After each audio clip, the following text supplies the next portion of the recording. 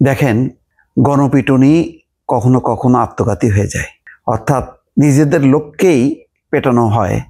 তার একটা ঘটনা আজকেই ঘটে গেল গত রাতে। সেটা হলো ধানমন্ডি 32 নম্বরে যে শিবির নেতা, তাকে ছাত্রলীগ সন্দেহ করে ছাত্র দলের নেতাকর্মীরা পিটুনি দেয়। কি ঘটনা? ধানমন্ডি 32 নম্বরে গিয়েছিলেন ঢাকা কলেজ ছাত্র শিবিরের প্রশিক্ষণ বিষয়ক সম্পাদক মোহাম্মদ মামুন। তবে এই সময় তাকে ছাত্রলীগ সন্দেহে মারধর করেছেন ছাত্র দলের কর্মীরা। মোট 3 জন বেধড়ক পিটুনি শিকার হয় এবং সন্দেহ, কোনো প্রমাণ নেই, কিছু নেই।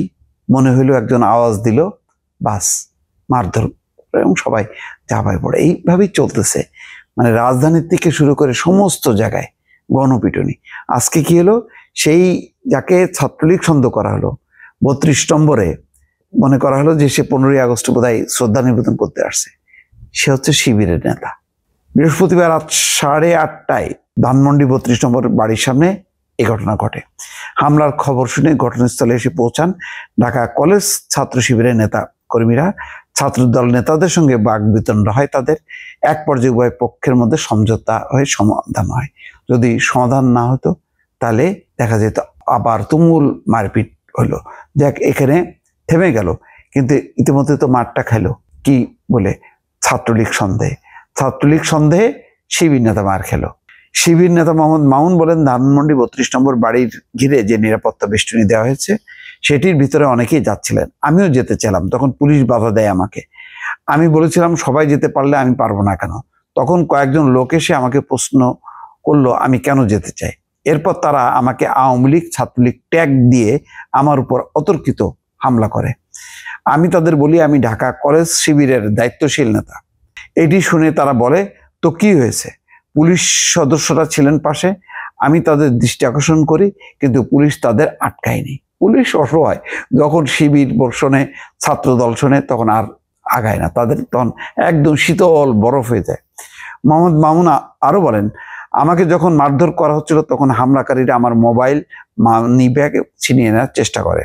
ঘটনাস্থলে ঢাকা কলেজ ছাত্র শিবিরের সভাপতি মুস্তাকিম আহমেদ বলেন, তিনি মোহাম্মদ মামুন আমাদের HRD সম্পাদক, অর্থাৎ প্রশিক্ষণ বিষয়ক সম্পাদক। উনি ওনার পরিচয় দেওয়ার পরও হামলা চলমান থাকে। আমাদের সঙ্গে ধানমন্ডি ছাত্র দলের সদস্য সচিব জনি ভাইয়ের সঙ্গে কথা হয়েছে, তিনি স্বীকার করেছেন যে তারা ছাত্র দলের কর্মী ছিলেন এবং ভুল বোঝাবুঝি হয়েছে বলে তারা দুঃখ প্রকাশ করেছেন। এই বিষয়ে ধানমন্ডি থানা ছাত্র দলের আহ্বায়ক কমিটির সদস্য সচিব মহিউদ্দিন সরকার জনি বলেন, উনি যদি শুরুতেই ওনার পরিচয় নিশ্চিত করতেন তাহলে এই ঘটনা ঘটতো না। উনি প্রথমে একটু উগ্র আচরণ করেছেন, এই কারণে উত্তেজিত হয়ে কয়েকজন তাকে মারধর করে, পরে আমরা তার পরিচয় জানতে পেরে ছেড়ে দিই। দেখেন, আরো কয়েকজন কিন্তু আজকে হামলার শিকার হয়েছে। এটা অনাকাঙ্ক্ষিত। এইভাবে সন্দেহের বসে ধানমন্ডির 32 নম্বর, তারপর আওয়ামী লীগের 23 নম্বর বঙ্গবন্ধু এভিনিউতে বহু মানুষ কিন্তু পিটুনির শিকার হয়েছে। তারা আদৌ আওয়ামী লীগের, ছাত্রলীগের, যুবলীগের কিনা কিন্তু কেউ জানে না। কিন্তু মারপিট চললো, পুলিশের সামনে হচ্ছে, মানুষ নির্বিকার। এইভাবেই তো মব বা গণপিটুনির সূত্রপাত হয়। এইভাবেই। দর্শক ভালো থাকবেন, আল্লাহ হাফেজ।